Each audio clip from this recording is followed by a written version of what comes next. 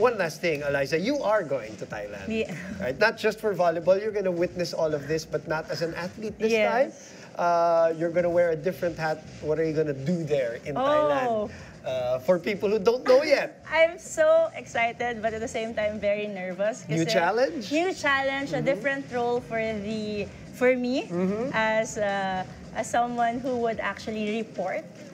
Yeah, I would say you're going to be a storyteller. Oh, for us. I would be a storyteller for Yes. all these athletes. I Yes. really want to share all the struggles and their success stories.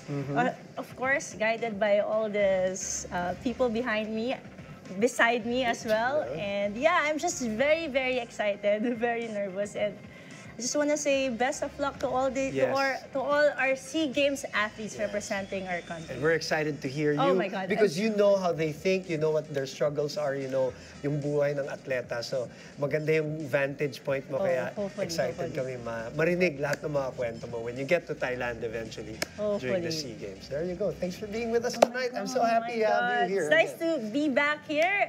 Again, good luck to our SEA Games athletes, and I'm Eliza Valdez. All right, and I'm Boom Gonzalez. This has been Starting Lineup.